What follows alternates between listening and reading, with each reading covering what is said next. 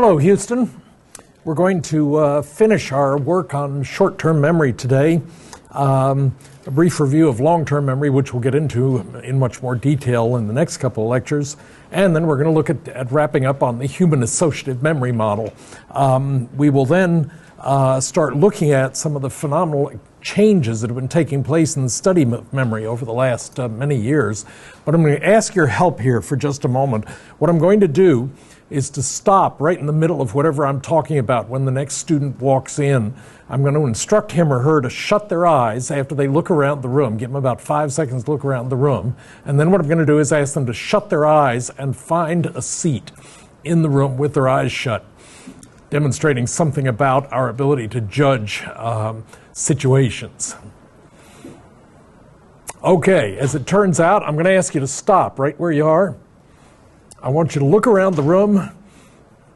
I want you to shut your eyes. And now I want you to find a seat, not the one you just selected, but another one from memory. Oh, that's cheating. Different table. Different table. Your eyes are open now? You just blew the demonstration. I asked you to shut them. Go ahead and sit down. Any seat you want, but we'll come back and talk about later what I was trying to demonstrate there. In essence, let me just start with something on the screen here to show you kind of where we're headed with this. And that is basically in terms of working memory and other bases, which we're working on now. If you look at that many chips on a screen, you can't look at it and determine what's there. Okay, you've literally got to sit down and count them in order to figure out how many were actually there.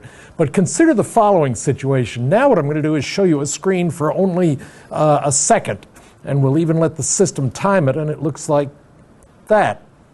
How many spots were there? Yeah, there were 7. Because that's within our perceptual scan, our ability to take it in a given situation. And in essence, we've got it. We do that repeatedly with various pieces of information, and we block it, we organize it, we look at it depending on the magnitude of what we're trying to take in at any given time. Here, if I give you a string of letters like this and tell you to memorize them, it gets to be a little difficult unless you start trying to chunk them up in rather interesting ways, like NB and then AIR, since air is an obvious word. SNB, if you can think of a savings bank, CFB, INF, and then the leftover is L. That's one possibility, but there may be an easier way to sequence this, and that is specifically to look at clustering it in this way. In this case, what we've done is to simply chunk the letters, and of course what's involved there is an obvious sequence of initials. And in that case, it's very easy. Instead of remembering NBA, IRS, NB, and so forth, you just do NBA, IRS, NBC, FBI, and NFL. Once you know the organizations, you really don't even have to study the stimuli for very long there. But that's one of the advantages of chunking, that is, of clustering information into digestible units as that kind of an approach. Let me show it to you in another way where its logic begins to become a little more obvious, a little more necessary. If I were to give you a series of numbers like this, essentially a translation code, those of you who are familiar with math will recognize that what I'm putting on the screen here is simply the translation device from a 10 decimal or a 10 number system into a binary system where everything is represented as computer code, like computer code, as a 0 or a 1. And that leads to some very challenging stimulus conditions, because now if you're asked to memorize a set of numbers such as this one, 101, 100, 111, 001, 010, that's challenging. But in fact, there's a very easy way to do it if we use that binary code. Because what you can do is collapse those 15 into a much briefer number that you can remember. And so, for instance, I can, looking only at the right side of the screen, because I've already memorized the number, I could actually recite that list for you, because I remember that if I remember correctly, 54721, I think, is what I put together there. And so, in essence, if it were that, let's try it out. 5 is 101, 4 is 100, 7 is 111. Sure enough, 2, oh, it was 1, 2. was the order in which I did it. But in essence, all I've done is to take those 3 digits and cluster them so that 101 is the number 5 in the progression from binary into 10-base digit systems. 100 becomes 4, 111 becomes 7, 001, and then 010. So instead of having to remember 15 digits that are highly similar to one another, and as you might appreciate, rather difficult to call out, what you can remember instead is simply the number sequence 5, 4, 7, 1, 2, which obviously I didn't from the time I wrote out the original demonstration. But in essence, it's chunking in another way. Basically, it's you're encoding it in a way that makes it memorable, something that you can utilize to really extend your memory significantly. If you consider that and think back to the SQ3R technique we were talking about, in the study technique that I was particularly recommending on day one, the system that was developed at Cornell a half a century ago now basically recommends that you divide your note page into a narrow column on the left side of the note page and a bigger column on the right where you take most of your class notes. And then the challenge is that what you do is read the class notes and simply abstract from those key words. So what you create on the column on the left side of your notes, as we reviewed then, is simply a single word rather than, a 25-word sentence or something like that. So that what you're doing is conceptualizing it and representing it by individual terms. It's much easier to remember 5 terms and use those as cues to recall half a page or a page worth of information. It's the same basic process that's been going on there.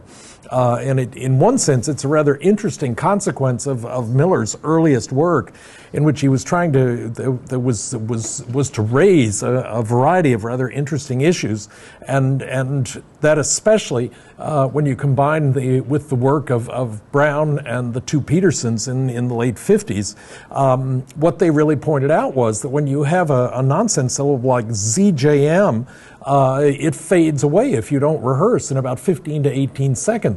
One of the follow-up questions that we'll get to here in a little bit is, well, if it works with letters, what about words? What if you were to take Apple, Rudolph, Buick, or something like that? Does that fade away in the same length of time? And so it really comes back to the key element of what we were looking at, back to the screen, and that is chunking. Basically, when we define a chunk, what we're dealing with is a well-learned cognitive unit made up of a small number of components, and that's the key, a small number of units representing a frequently occurring or consistent perceptual pattern, whether it be letters or numbers or anything else like that. But the overall principle that's driving us in chunking is essentially to take the larger units and combine them in ways that can be represented by fewer of them, a smaller unit of information. That is essentially a chunk. Now, in fact, one of the questions we can ask about chunks is, how do we differ in using them? Well, it depends a lot on what your experience is, what your expertise. Some of the earliest work on this in this area is half a century old. It was done by de Groot, and he was studying a rather interesting process, and that is how you and I go about playing chess games. How do we remember the board? How do we process the different elements of the board, and so forth and so on? If you play that game, you are likely to have been burned at one time or another when you're concentrating on what you're trying to do, and all of a sudden your competitor's queen zaps over from way off the board and nails a piece that you'd been trying to protect. And in essence, what's happened there is you've simply chunked the board in a wrong way. You've organized it, and you're attending to your advanced strategy rather than the defensive strategy that's equally a part of good chess. So one of the things that de Groot did was to compare the memory strategies that were used by experts in chess versus novices and those that were novices in chess, familiar with it, but not real experts by any means. And what he found was that the quality of thinking that they used in kind of processing any given board from this is what I've got to this is what I need to do didn't really change that much. But the primary difference between an expert chess player, one who has practiced it a great deal, and someone who's a novice in it, is the ability to view and encode sections of the board, either chunks of it or the entire board, for memory and analytic purposes. So for instance, essentially, if you put a random pattern of players, not pieces, I should say, out on the board, as you know, 8 by 8 black and whites, or black and red squares typically, what they would do is to simply let people look at that for a set amount of time and then ask them to regenerate it. So in the random patterns, when the pieces were just put out there with no order at all to having played to the position where they are in that position, both the novices and the experienced chess players, the experts, were no different from one another. They had the same basic ability to look at a complex pattern and break it into memorable units. So then what they did was to look instead at mid-game logical patterns. There is where you might expect some degree of difference in interpretability or memorability to show up, because in each case what DeGroot did was to take a pattern from the board that was created by playing, say, 20 moves into a game. And so in essence, that was the pattern that they used. That is, the experts, the novices, and the people who'd never even seen chess before were able to look at a game 20 minutes into it, not 20 minutes, 20 moves into it. And they were able to look at that board for 5 seconds. So they saw it top-down view, slightly side, so they could see what pieces were involved for 5 seconds. All the pieces were then swept off the board, and they were given back to the people, who were then asked to basically reconstruct the board. Given what you just looked at, reconstruct the board for us. And what they did in this was I can only describe it. There's no way to name what they did. But in essence, what they did, after each trial, that is, after each attempt to do so, what the investigators did was to remove the wrong pieces and just put them in a stack and invite them to continue. So one of the questions, obviously, was how many moves did it take to recreate the entire board? And what they found was that the experts were 90% correct on the very first shot. After a 5-second view of a game that somebody else had played to 20 moves in, they could look at it for 5 seconds and reproduce 90% of the pieces correctly first shot. On the other hand, the novices, those that had not played chess previously, only got about 40% of the pieces correct on the first shot. It's interesting, though, that the experts were only 3 to 10% better in guessing where the pieces should belong. That is, according to the rules of the game. They were not particularly better than the novices in guessing that. So that basically their superiority is based on the ability to chunk larger, meaningful units of information. That is, they could look at subsets of the board and immediately start tying each of the pieces together by this one moves left and right, this one moves diagonally, and immediately start analyzing any given section as to what piece could do damage to neighboring pieces. And that was a mnemonic device that allowed them to more significantly integrate the information across the entire board, because of course there were bridges from piece to piece to piece all the way around the board. And their reproductive capabilities were better than twice as great as people who were not familiar with the rules of chess and thus of the moves that individual pieces could do.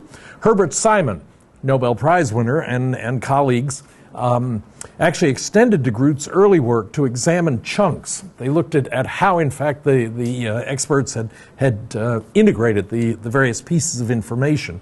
They used essentially the same procedure as had been proposed in the original study that I described a minute ago by DeGroot. But now, in fact, what they did was to measure the number of players' pieces, in other words, that were inserted in time intervals separated by 2-second pauses between chunks. That is, they were allowed to pick pieces and put them on the board, but they only had a limited size that they could pick up. They had to pick up a meaningful unit to put on the board. And what was found was that the experts could chunk the board, represented in 7.7 chunks. That's the number that they were carrying. The Class A players, those that were good but not experts by any means, had only 5.5 chunks, units of player pieces that they could put on the board, and the novices had only about 5.3 of those chunks. The chunk size also varied in that situation. So they were measuring, first of all, the number of chunks that could be put on the board as a unitized set of players. But they also looked at what was the size of those individual chunks that were being done and that were being put on. And in that case, the experts could integrate an average of 2.5 pieces. So sometimes it was 2, sometimes it was 3, maybe sometimes 1, sometimes 4, but it averaged 2.5 pieces.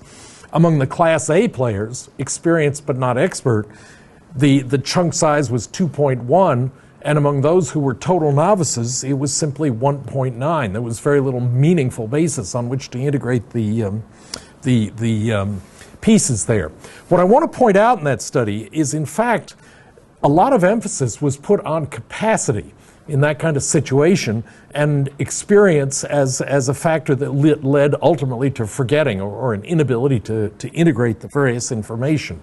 But that in turn leads to, we'll go back to the screen here, to a couple of other rather interesting things to look at, which also impact short-term memory.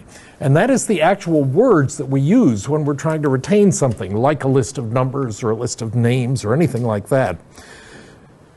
Recent work has really emphasized how information is encoded, how it is put into chunks and so forth.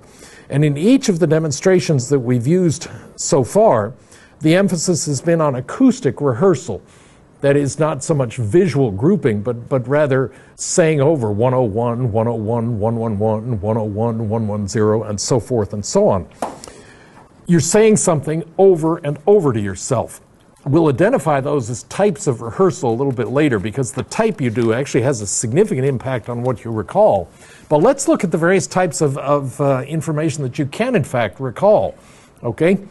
In this case, what we're interested in is acoustic codes. Schweikert, Guntert, and Herzberger. That's a tough group of investigators. In 1990, noted that if you one set of words that could be used, letters that could be used to constitute lists, nonsense syllables and various combinations, were these: G, Z, D, B, P, V, C, and T. What is the common element that those letters have? There is one mediator across, there's a specific reason why those particular letters were chosen. What sound, though, particularly? There's a particular sound that's represented there. If you just say them over yourself, it should spring to you. Yeah, it's the ending phoneme. The ending sound is E in every one of those. Different sound at the beginning, but each of them ends in E. But then look at the second group, one that looks like this: M, J, Y, F, H, R, K, and Q. Do you see any similarity there? Because there is. There's an equally consistent similarity among those letters as there is among the first 8 that I gave you. Pronounce them again, and you should be able to identify what it is. They turn out to be easier to retain, but there is a consistency across all of them if you think about it. In the sound. What does each of them start with by way of a phoneme and a specific basic sound? Oh, wait a minute. I'm not right on that. Scratch that. I'm looking at what I'm leading toward is a subset of these letters, which is what's fouled me up there. But see what develops here in just a minute. Essentially, what's being argued here is that semantic confusion is much more likely to occur in that first row because they do have consistent elements. What they did then, one of the researchers, and that's what I was jumping ahead to, was to pick out a subset of those letters and still create confusions. But think, for instance, about my name, Cashaw. When I spell it to people on the phone, I simply spell it out, K-A-S-S-C-H-A-U. If we can go back to the screen, I can show you that, and in fact, it looks very simple, okay? What is the most common misspelling in my name? That is, when people listen to my phone recording of it, which kind of clips off the top frequencies anyway, what would you guess is the most frequent misspelling? What letter is most often misunderstood? Habitually, it's interesting that people often, I always spell my name before pronouncing it, because if you pronounce it and then spell it, Cashaw, they always put C. Almost invariably, they write the first letter as C. because they're really attending to the guts of the later word. But no, the most common error that I get is FF. And in fact, that's a confusion based on S versus F. And particularly when I say those two letters through the telephone, they tend to get jumbled. People will even try to go KAFS or KASF, or in the worst case, 2Fs. So it is, it's a semantic confusion. It's an acoustic confusion that's occurring in this case.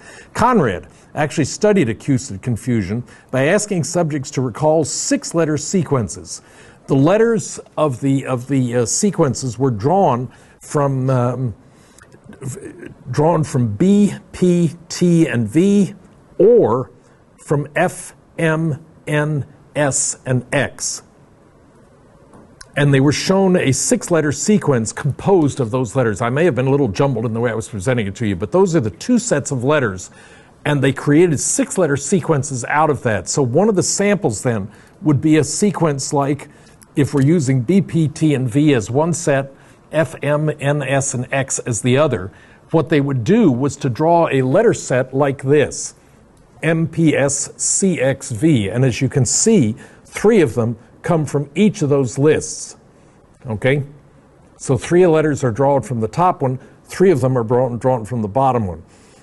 And what they found was that when you had errors, that is, if the 6-letter sequence drawn as I showed you from the 2 sets that are above them, what was found was that the error let me back up. Anytime you had an error in recalling the 6 letters, the error was 75% more like, I should say, was 75% of the time the error came from other letters within the set from which the letter that was done wrong was drawn. For instance, if M was the letter that was misspelled, in fact, N or S or X or F was the most likely substitute in there, that it was 75% of the errors were drawn from other letters in the same group. Only 25% of the errors were actually drawn from the cross group. So if M was the letter that was missed, only 25% of the time when people created that kind of an error, did they in fact draw the letter from that top row of 5. And in essence, what you can see there is the importance of acoustic codes in short-term memory. It really indicates that the acoustic nature of the letters themselves is critical. We have 26 letters in English, but how many sounds are there? How many actual sounds, called phonemes, is English based on? Does anybody know? To a thundering silence, I will then offer you the answer, and that is there are about 42 or 43 what are called phonemes, the most basic sound units in our language, on which the language is based. And you can appreciate the need for those, the need for separate identification from the letters versus the sounds, because if you think about any of the vowels, A, E, I, or U, any of those can be used in almost any of the pronunciations of the others. So I, for instance, in some cases is I, it may be I, it may be E, it may be silent. There are any of a variety of different sound combinations that can be used in that situation. So in fact, if we look at the puzzle for you, based on sound, does anybody know specifically how to pronounce this word? You're sure?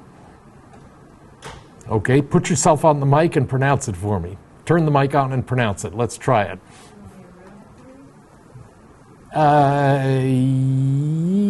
Yes, go ahead and do it. Fish. Yeah. G-H-O-T-I is pronounced fish. Say it's not so, Cashaw, you're telling me? Well, in fact, let's think about that a minute. Remember, I led into this by talking about letters and associated sounds, because I'm headed somewhere with that. But look at this. How do you pronounce G-H in T-O-U-G-H? No, tough is T-O-U-G-H. How do you pronounce the G-H in T-O-U-G-H? Come on, that's not that hard a question. Pronounce fish to yourself. How do you pronounce G-H in T-O-U-G-H? It's tug. Tough, R-O-U-G-H, rough. So in essence, the sound that is associated with the GH in T-O-U-G-H is F. Okay? That's the difference between the letter by which a word is spelled versus the sound by which it's pronounced. There is a completely different alphabet of sounds or collection of sounds based on the letters in or positions in a given word. O in W-O-M-E-N is pronounced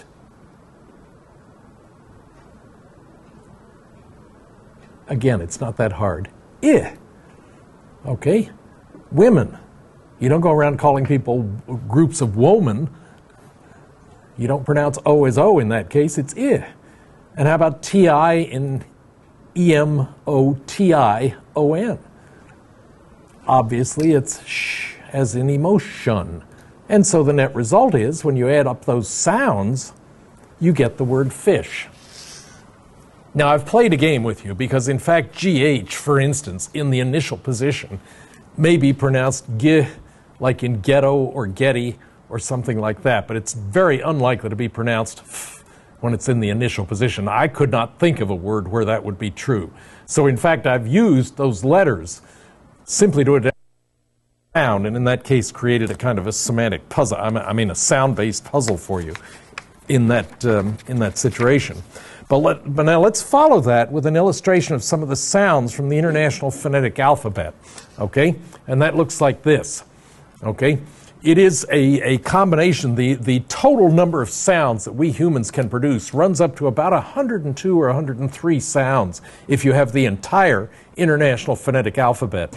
As I said, English is only based on about 42 or 43 of those sounds. And here you see the combination that's involved, or the symbol system that's involved, a sampling of it. So NJ, that symbol NJ, is essentially the ng sound, as in wrong or anger. The tipped over S is the sh sound in shed or ash. The theta symbol is the TH sound, as in thin or tooth. And the backward 6 with a slash in it is the then sound, or breathe. But notice the difference there between the theta and the backward 6 with a slash. There must be a technical name for that. I just don't happen to know what it is. But in the first case, what it's pronouncing, what it's doing, well, let me back up again.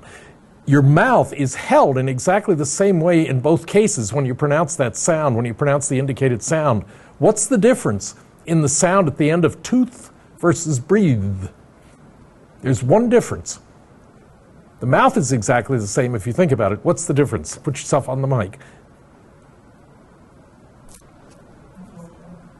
I think it's that your tongue is against your teeth and the tongue is on the tip of your mouth. No. In both cases, it's breathe and thin. Breathe and thin. No, there's another difference. It's a good guess, the tongue, but it's not. That's not the key difference. Makes my mouth wiggle, tickle, when I say that too many times. No, go ahead. Is it the vowels around it? Not directly.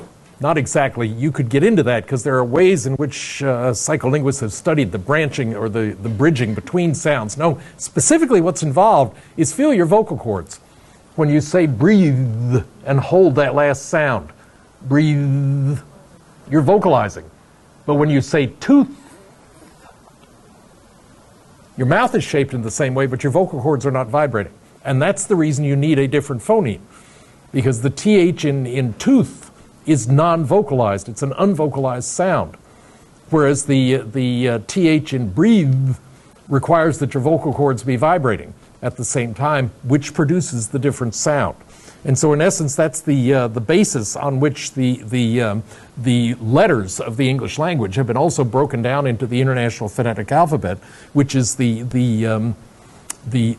language of sounds. And so as I said, English has 42 or 43 fundamental sounds that are repeated frequently. To show you one of the consequences, Hawaiian, as a basic language, has only about 18 sounds. And that's the reason that the Hawaiian language, for speakers of native speakers of Hawaiian, what they have to do for each individual word is string together more sounds. because they have a more limited pool from which they're drawing. And that's the reason you end up with boulevard names in Hawaii like Kalua, la la la la la la, Wila Wala, whatever. You know, I've just made that up. But in fact, where you and I will talk about Bissonnette or something like that, it's rare to go more than 3 or 4 words in a road name. But in Hawaiian, they will string together 6 or 7 la-las and kikis and wikis and so forth and so on, simply because they have fewer sound combinations to use to generate the many words of their vocabulary, similar to ours. Now let's tie that back to the vocabulary that we were looking at a little bit earlier. And that is that if you think about the letters B, P, C, T, and V, I should there make the point that I tried to make earlier, and that is that all 5 of them end in the E sound, okay? V, C, and so forth. The other letters, F, M, N, S, and X, among that subset, all begin with E, okay? F, M, N. And so there, whatever happens to your mouth in the ending sound is what determines the difference between M and N, and so forth. Ken Lockery, formerly department chair here at the U of H about 30 years ago now, back in 1969, developed a model of acoustic storage of sounds and trigrams and so forth. And what he assumed was that each of the phonemes in an item could be forgotten independently of the others. So just because you happen to have put it together in C or H or anything like that, he was still arguing that what you might forget is the E part, and yet you still remember the S. And what that suggests that when you're looking for a letter, if you've forgotten part of it, but not all of it, that accounts for the fact that a letter like B actually has 2 phonemes in it, B and E, okay? Hence B. But let's imagine, for instance, that you've forgotten the B part, but not the E.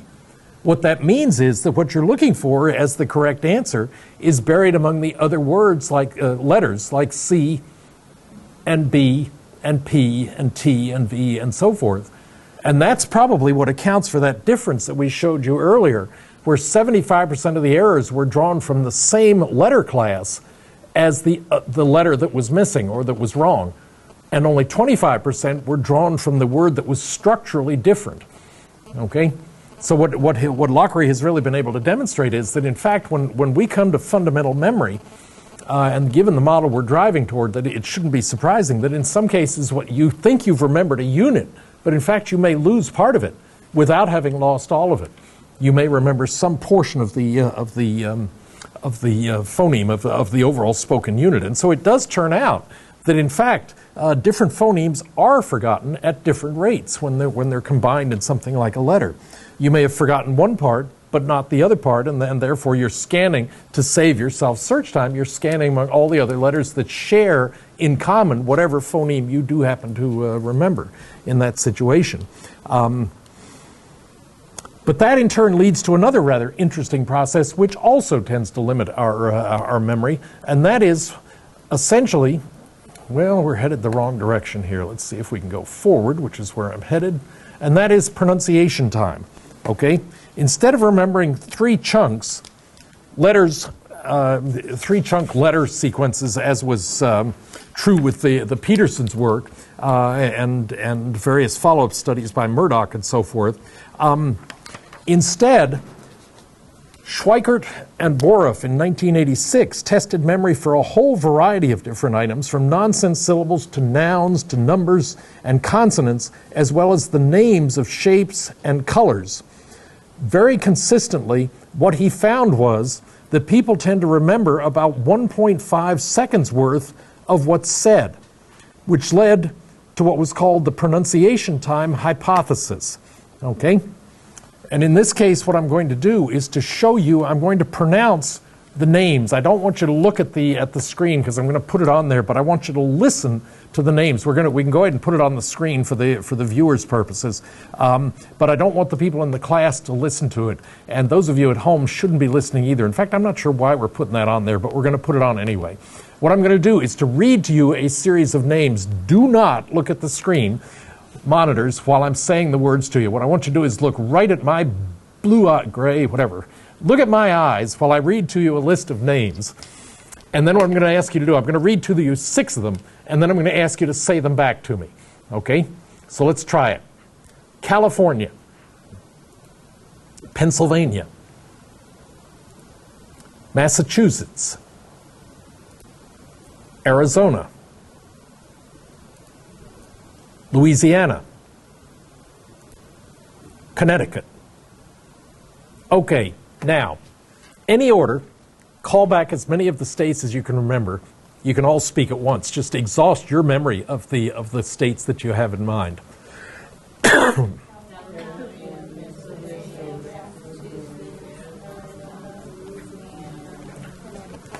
To a chorus of mumbles. Let me try the same thing again. Again, look only at me, not at the screen. And I want to try one other list. Same job, different states. Utah. Maine. Kansas. Iowa. Texas. Idaho. Now, in fact, call back as many states as you can.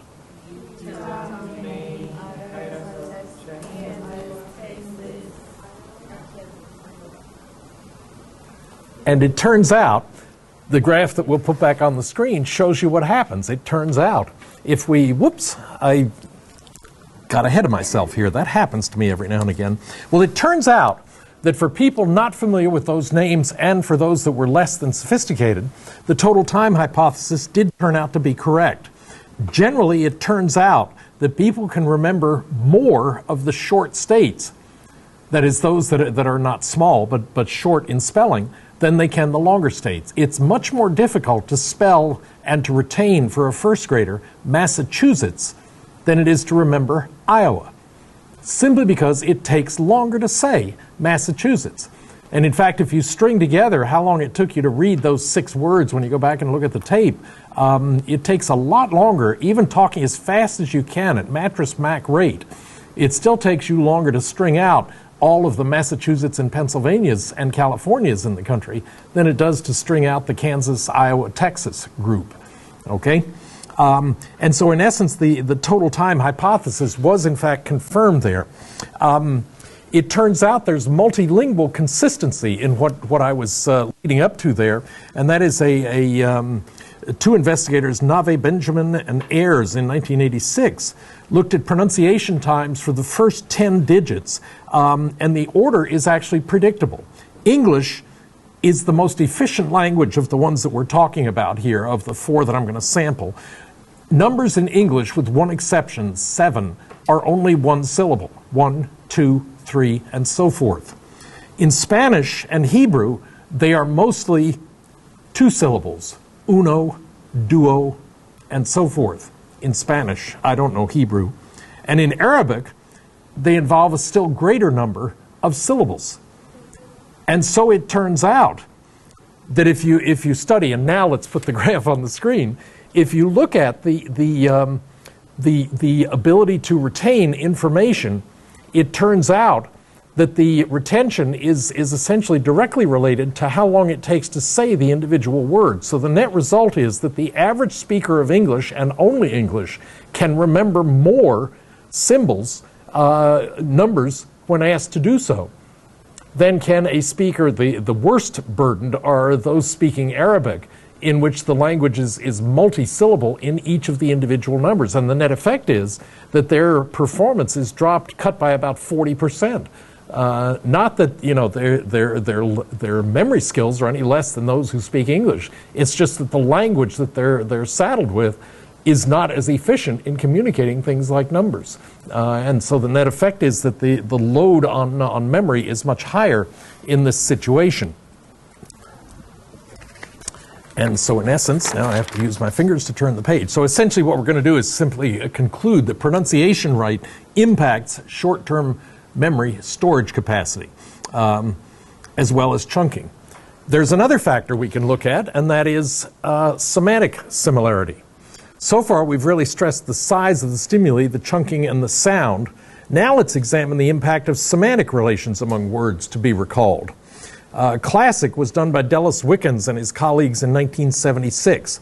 To discuss what was done, let me anticipate a concept that we're going to examine later, and that is interference as a basis of forgetting.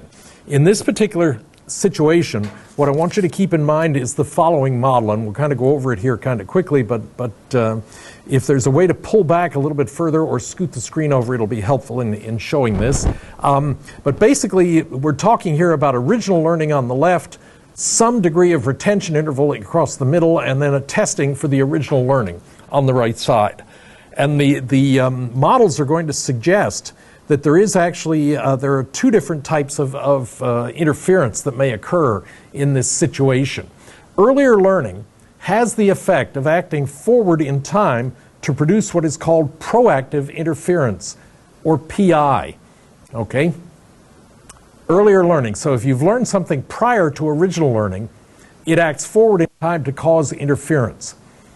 On the other hand, the other possibility is retroactive interference. Whoops, I jumped ahead and I didn't mean to. Pardon me a second while I back up there. I was thinking I had, well, we'll plunge ahead here. Interference is what we're talking about. We're going to define proactive interference as essentially, as I've just described it for you, forgetting of information due to the effect of previously learned information. That was the problem that caused Ebbinghaus so much trouble. You may remember that he learned lists, endless lists of nonsense syllables, and he found that his recall was abominable a month later. It was simply a proactive interference effect. He had so many earlier lists in his head, he couldn't keep them straight. But then back to the model, we can also look at the retention interval, and in that case, what we have is retroactive interference. Anything that happens between the time when you learn something and the time when you need to recall it later is considered to be retroactive or backward-acting interference. That can also impact memory. And in that situation, that's what I'm setting you up here for, to demonstrate something called release from proactive interference. Whoops, I'm hitting the wrong button here. Okay, so retroactive interference is essentially forgetting of information due to learning that intervenes between initial experience and eventual recall efforts. And in turn, what this leads to is the following kind of a situation. If you studied Spanish in high school, and then you study, for instance, German here at the U of H, now this next break, you've got an opportunity to go to Berlin with a friend. And so the question is, if you have troubles in Berlin recalling your more recently learned German, is it in fact, where are the errors going to come from? Are they going to be Spanish or are they going to be German? And it turns out, in most cases, it is the preceding language that will give you the difficulty. That is, it's going to be forward-acting or proactive interference in that situation that leads to the particular difficulty you're going to have. But there turns out to be a way in which we can release you from proactive interference, and this is quite significant as a learning device. And that is, in essence, in the particular experiment that I want to present to you here, in trials 1 to 3, we have fruits that are being learned, and that's the recall that you get over 3 trials. So the control condition is learning fruits on these 3 trials. And in the different testing conditions that we're going to offer you several different possibilities. And the results are rather interesting. And that is, if you're learning fruits on the first 3 trials, and then you're asked to shift to, for instance, if you stay on fruits, if you're asked to recall fruits again on a 4th trial, learn some more fruits and then recall them, the net result is that your performance continues to drop. You're seeing the continuing effects of proactive interference. But now look at what happens if 3 trials you've been studying clusters of fruits, and now all of a sudden on the next trial, you're asked to study vegetables. Well, they're both living, they're both the same size, we both eat them, there are a lot of similarities, but in fact recall is slightly better. If you're asked to recall flowers, recall is actually even a little better on that task 4. If in fact you're asked to study meats, even slightly better recall in that situation. But now we switch away entirely from living things and we ask you to recall, for instance, occupations. you're back to almost the same level you were at on trial 1 in that situation. And the only real difference there is the semantic one between the different terms. That is, fruits and vegetables are so common that we tend to use them in the same phrase as I just did a minute ago. They're very similar in our, where they're stored in memory, how we use them, how we think about them, and so forth. But things like occupations, they just don't intermingle with things like fruits. And so the net effect is that by changing to a completely different subject, what happens is that you experience a release from proactive interference, a release from interference, caused by changing the subject matter in that particular situation. Now, having looked at all of these different kind of models, let's look specifically at the following kind of model that summarizes much of the work that we've looked at here so far. This is often referred to as the Atkinson-Shiffrin model, and it's looking at a long ago proposed, very effective model of memory. It summarizes simply a great deal of work stretching over literally decades. But the basic idea, and I'm just going to review this very quickly here because we've looked at all of the components of this, if you think about it, and that is we looked first of all at the effect of sensory store. That's where the information is initially stored on your eyes. You remember the work of Averbach and Coriel.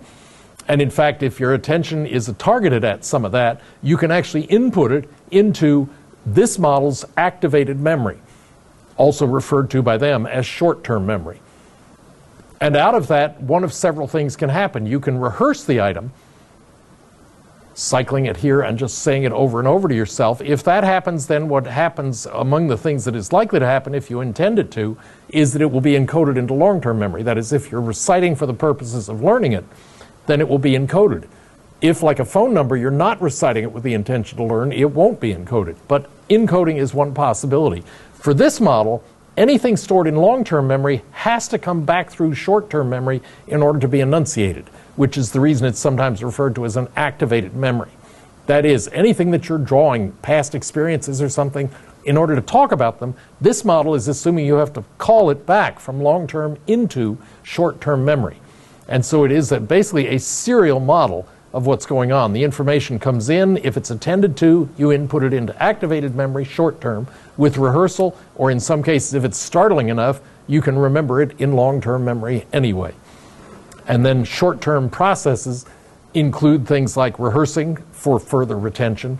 In other cases, it may be outputted right away. Did you see that? And somebody is asking you to recite whatever the two of you just experienced. Or in other cases, it may be lost. You stop rehearsing and it goes away. But that, in fact, is the Atkinson-Shiffrin model. What basically happened, what was superimposed on top of that, was some rather interesting work done by Alan Baddeley, starting back in as early as the 1970s. And he started introducing the idea of a concept called working memory. Okay?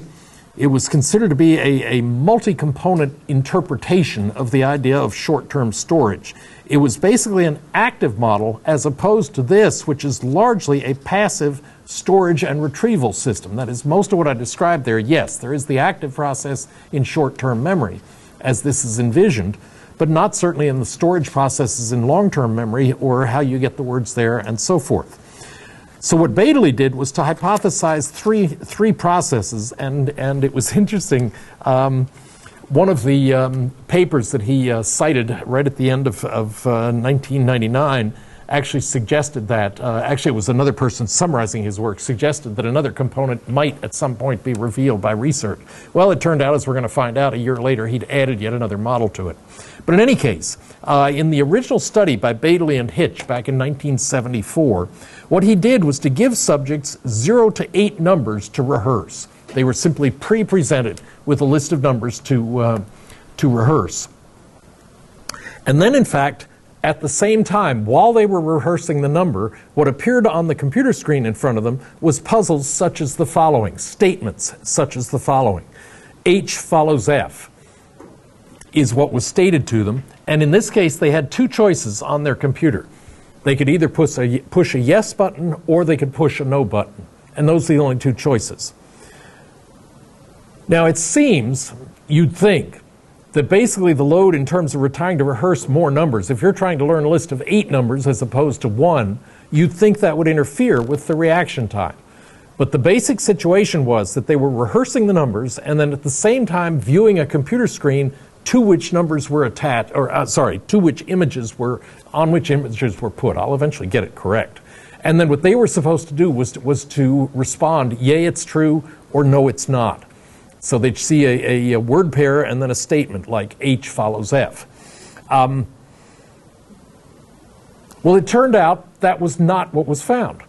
In fact, reaction time increased less than a second when you plotted correct responses to any of those questions. That is, when they were asked very shown a two-letter sequence and then listening to a statement like H follows F, or seeing a statement like H follows F. Answering that did not reduce the error rate. It was essentially flat at about 5%. There was about a 5% error rate in the numbers that were being rehearsed, regardless of whether it ranged between 1 and 8 digits. The conclusion of that was basically forced on people like Miller and those studying short-term memory in the more traditional mode, and that is that it has to be that short-term storage, short-term processes, memory, has to be multifaceted. Because here's a case where you can load a given feature up to 8 items to be done simultaneously, and it doesn't hinder the processing of a verbal task at the same time. It simply doesn't, or a positions task of anything like that. And in fact, the net conclusion out of studies like this, which occurred kind of in a cluster, was the fact that the term that had always been used and is still predominantly associated with the Atkinson-Shivrin model is short-term memory.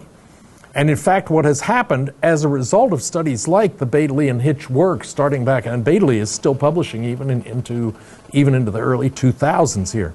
In fact, mid-2000s. There's some studies he's been out with even just in the last couple of years. That in essence what's happened is that kind of work is the primary thing that has led to the need to switch the term, so that we essentially now use the term working memory, which has several benefits associated to it, and we're going to show you some of the other things that are involved there. But essentially, it was that work of Baddeley and Hitch that originally led to the shifting of terminology. It was facilitative of shifting from short-term memory into a kind of a workbench model that many things could be going on simultaneously. And one investigator actually suggested the analogy of a workbench, where you may have several different things going on, a tool that you're using, a product that you're applying it to, an end product you're trying to produce, and so forth. But many of those different things can go on progressively, I should have said simultaneously, okay? So in essence, what we're talking about here is essentially, you'll notice that the label here has been shifted to working memory. That's the carrying mnemonic from slide to slide here, because we now conceptualize it as a working model, which means that we're shifting to some kind of a processing unit of some sort. Well, in fact, his original model actually proposed, first of all, a central executive, which has very limited attention capabilities. That is, that I'll come back and integrate this a little bit later, just except for now that he talked about a central executive, which is kind of the operating program for the overall memory system he's going to propose. But what he attached to that in his initial model are a limited number of other systems, 2 in fact, that are capable of operating simultaneously while performing very different functions. He had to be able to explain the data that he'd produced. So essentially what he argued was that even in that initial paper, that future research may offer other such units later, and he himself was guilty of that. But in essence, the very first one that he talked about is what's called the articulatory phonological loop. The one drawback to Baddeley's model is that it is not graced with elegantly simplistic labels of what each section does. But the articulatory phonological loop, if I can call it that, maintains and manipulates auditory and acoustic information. That is the system which is very prone to acoustic or sound-based errors, as we diagrammed them earlier, as we demonstrated them earlier. It requires constant active refreshing.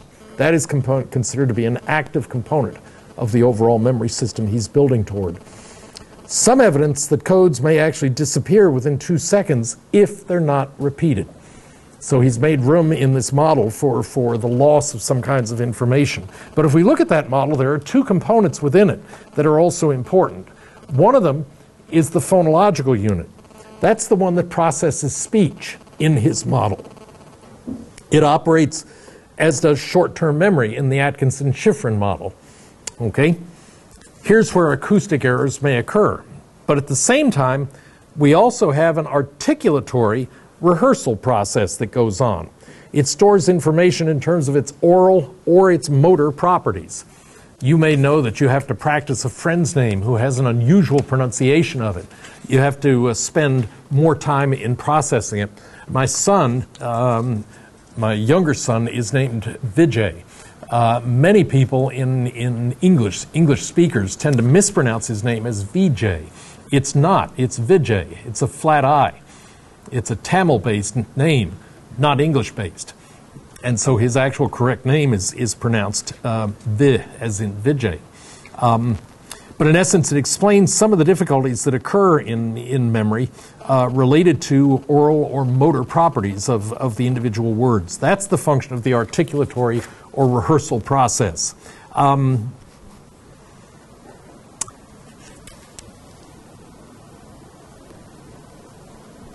When I simultaneously say to you numbers, randomly chosen, 7, 1, 3, 8, whatever,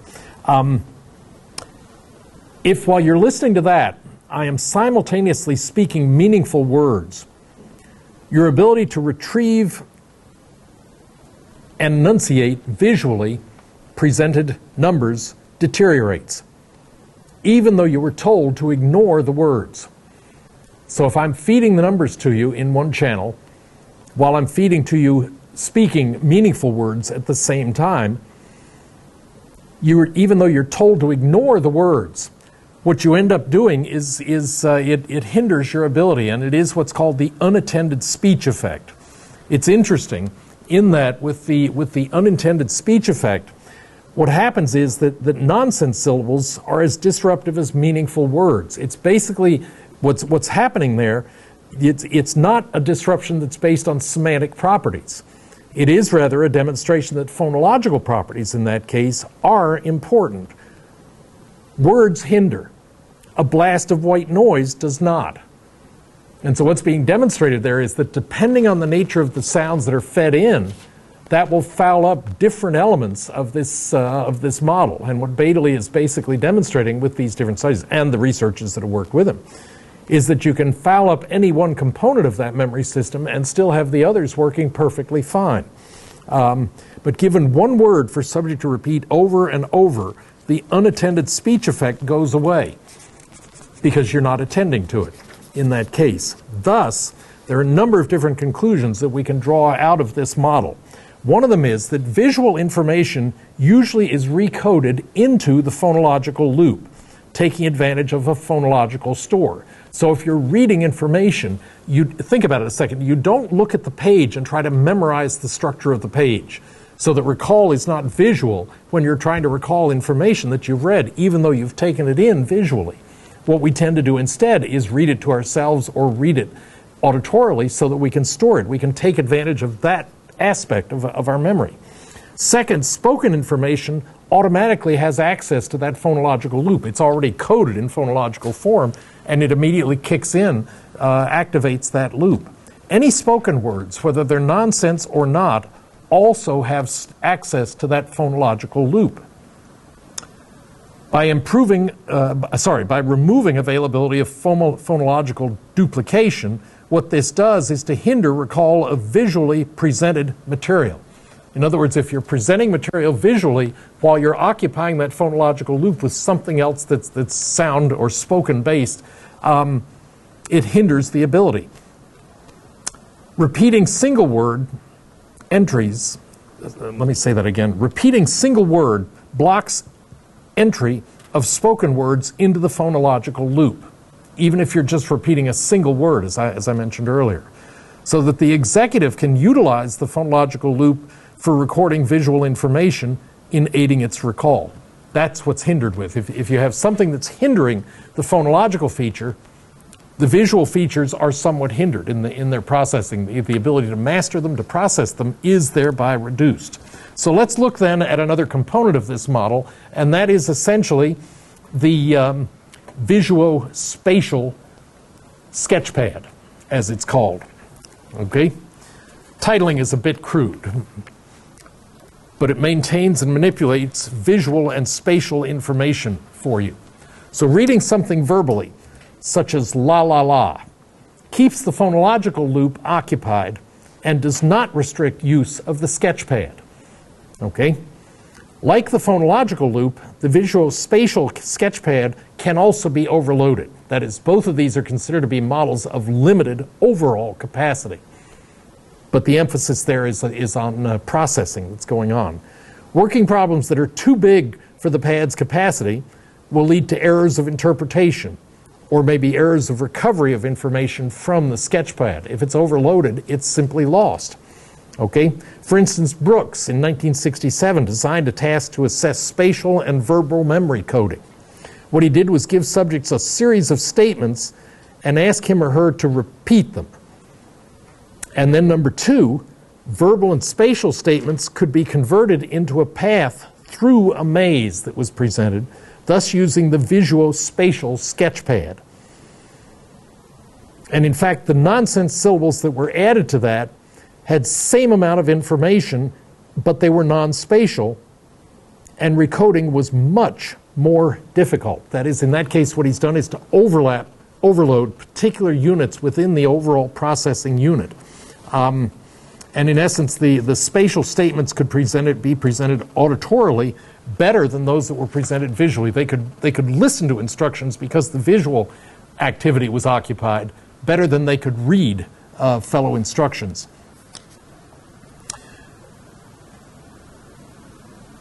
And in fact, you can reverse it with non-spatial statements. That is better retained if presented visually rather than auditorily. Why, you ask? Essentially, the explanation is that if you're representing spatial sequences, utilizes some of the visual spatial sketchpad, but it interferes with processing of written information like text because you're trying to use that to read. And if you've preloaded it with things that interfere with its operation, net result is going to be a drop of performance. So interference is actually two ways in the various confusings that I'm offering, or overloadings that I'm offering here. Processing of visual stimuli interferes with the visual spatial sketchpad processing of a spatial sequence. Okay? Because the source of interference in that case is spatial conflict. You can't sketch them both and keep track of them both independently. Reading text requires our eyes to move through space to be coordinated. That's a visual spatial sketchpad function that's involved there. But spatial statements also require spatial encoding. As a result, both tasks compete with the use of storage in the visual spatial sketchpad. Let's test it. Let me show you a specific example of what I've been talking about here. What Baddeley did was to ask subjects, first of all, to track a target visually on a computer screen while doing the task that was described above, essentially well, let me just go through it. So number one, the target is sine wave that is moving across the screen. Okay? That's condition one. Target is moving on a screen, a sine wave pattern. Condition two, the target is still, but the background was moving. So the motion is illusory in that case. The background is moving, yes, but what you're attending to is not moving in that situation. In condition three, the target and the background were moving. So eye movement is necessary to keep your eye on the target, but there is a background of movement that you can ignore functionally. And remember that the retention task stimuli were auditory cues that were being read to the subject. So that what we do is to expect better performance on spatial version of the task. And the results were that was exactly what was found.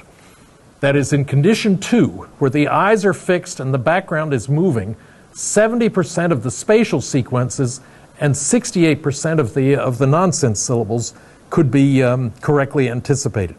Okay? But look at what happens when the eyes in conditions 1 and 3. In this case, the eyes are moving with or without the background moving. And in that case, look at what happens. Only 52% of the spatial sequences can be detected, and 63% of the nonsense syllables. Okay? So the way it's demonstrated there, if you compare task conditions 1, 2, and 3 with the eyes moving or not moving, it has a very predictable effect on the abilities that are impeded in the various conditions. Okay? That is, if the subject eyes are moving during the nonsense task, performance during the... Let me back that up again. The subject's eyes moving during the nonsense task dropped performance 5%, 68 to 63. The subject's moving during the spatial task dropped performance 18%, from 70% down to 52%. Okay? So in fact, that competition effect has been demonstrated. We're going to examine later the kinds of tasks that this portion of the STS performs. For instance, Roger Shepard's work on rotating visual images is going to also involve this feature of Beta-Lee's model. So in essence then, let's look at the last model that has been proposed, I should say. And that is, whereas the articulatory phonological loop and the visual spatial sketchpad are thought of as storage sites for the respective kinds of information, Beta-Lee ultimately proposed a fourth type of system. It was envisioned as being of limited capacity like the other two systems, but it was, in some ways, where the active manipulation of the contents of thought was occurring. It was fleeting, yet it was flexible. What the visual spatial pad does, what the episodic buffer does, is it integrates information from the articulatory phonological loop, that is the verbal semantic elements, yet it also draws from the visual spatial sketchpad and from long-term memory. From all three sources, it drew information from them, it processed it, it fed the results back and forth to those three sites, I should say. The question, of course, is why do we need that fourth site? And the answer is, and I want to keep the image on the screen if we can watch what I'm doing because I'm talking about relations back and forth between them there. The answer is that the central executive, about which I'll be talking is roughly analogous to the administrative offices of the U of H, if you think about it. It's more designed for or intended to be an element for decision making. It does not process the information itself, but it uses the outputs from those systems to make decisions. Okay, and that's where I draw the analogy to the administration. The administration is predominantly organized for making decisions. It's assigning parking, it's doing all the structural things that keep the university operating, but it's the individual departments, whether it's finance or psychology or physics or anything, that does the actual work that the administration is making decisions about. Okay, so the episodic buffer is the site where memories of the past, current impressions, your hopes, your dreams, your expectations are processed. Here's where you draw on your experience to reach the conclusions that you do. So what the work suggests is the working memory is not a single register of information. Rather, working memory involves at least 3 cognitive related but independent processes in addition to the storage that's going on in long-term memory. Okay, there are at least 3 different components going on here, so that information from each buffer is drawn forth, compared, contrasted, in short, actively operated on in preparation for making decisions, which is thought to be the primary role of the next component, which we'll be discussing, and that is now I'm going to get to the central executive. It might be called a metacognitive component. It's responsible for integrating information from the phonological loop, the visual spatial sketchpad, and the episodic buffer. And yet it also now is going to involve long-term storage. It's feeding information into and out of long-term memory. It controls what we attend to at any given time. It controls the planning and the memory behavior that we're going to engage in at any given time, what thinking we're going to do. With work related to chessboard reproduction, which we talked about earlier, people were asked to count while reproducing a board were minimally hindered in their ability to do so. That was blocking the phonological loop, but it didn't hinder their ability to recreate a chessboard that they'd previously studied. No problem. Again, working with related to chessboard reproduction, people who were asked to tap a rhythm were significantly hindered in their ability to reproduce a checkboard because in that case it was blocking the visuospatial sketchpad. And people who were related to working on reproducing a chessboard could verbalize letters in random self-generated order, but they were significantly hindered in their ability to reproduce the chessboard because in that case what's happened is that they've blocked the central executive. That is, you have to make a decision about where the numbers are going to come from, and the decision making is the kind of thing that the central executive tends to be involved in. Jacobi, Craik, and Begg in 1979 did a fascinating follow-up on this. The subtleties of the way this thing works and comes back to impact the model are amazing. But for instance, what they did was to give subjects pairs of common nouns like goat and horse as an example. And what the subjects were asked to do in each case was to rate the difference in magnitude of the size of the objects that were paired. Okay? So you were answering questions like how big is a house, how big is a goat, how big is a horse, how big is a goat? That's the basic comparison that you're supposed to make. And what you were asked to do was to position that on a 10-point scale of size. What's the difference is the question you're answering. 1 would mean not much difference at all between the two models. For some word pairs, the difference is really quite small. We had an example on the screen the other day. I've forgotten what the two dogs were, but something like a collie and a German shepherd. That is a very small difference that is involved in that case. For others, the difference in the word pairs they were given were huge. Differences like elephant and, or examples like elephant and flea, which are minuscule and gigantic by way of models. So then we do the evaluation, and it turns out rather surprisingly. At the follow-up to the study, the subjects were told, surprise, we'd like you to recall all of the word pairs that you were asked to judge. Give us not the pairs, but the individual words themselves. In other words, they were recalling the information that had been thought about. And they found a rather interesting effect, and that is that there was a smaller difference in that recall between the objects. That is, when the smaller difference existed between the objects, it led to greater recall in the words. So basically, when you've got German Shepherd and Collie that you're comparing, you're able to recall those two word pairs much better than when you have a bigger difference like elephant and flea. And what that did was basically suggest that both tasks required semantic analysis, that is, thinking through what is that object and therefore what is the size that I associated with it. You have to extract meaning out of each word. But the size comparison, where there was a small difference, is thought to require a much different type of process. It's hard to figure that out, to identify it, but in essence, it's the type of processing that is involved. Essentially, Best in 1999 suggested that it's the type of processing, not how hard you try to remember the difference, that really makes the difference. It's the nature of the processing itself, and we'll come back to that in a couple of different ways here in the following time. Hyde and Jenkins did an interesting study where they had 24 words, 3 seconds per word. That's how they were presented. And it was a 2-by-2 study. Half were instructed to check to determine whether the word that they were seeing or was pronounced included an A or a Q, and the other half were rating the pleasantness of the actual word. Half were told, in addition, that they were later going to have to recall the word that they had reviewed, the words that they had reviewed, and the other half were given no hint that they were going to be asked to recall the effects. The results are fascinating.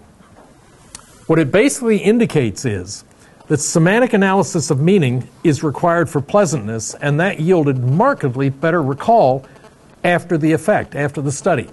Because when they were asked now to do that, they were able to recall those words very effectively, much more effectively than the group that was simply examining to see whether there's an A or a Q. Because in fact, you could examine the words without even thinking about the meaning. Whereas you couldn't, you had to make comparisons when you were looking at rating the pleasantness of each of the individual words. There is then a strong, what is called depth of processing effect, which is represented here. Okay? We will come back to that because there are some problems associated with depth of processing, even though it's a very intriguing idea. Basically, it confounds what subjects are doing with what is being defined. and it's unknown what a subject is doing, and therefore it's hard to attribute differences, different depths, as a function of the task that's being performed. But that is a problem that is associated with the concept of depth of processing. We'll pick it up there next time when we look at the very different model that has been proposed more recently, episodic memory.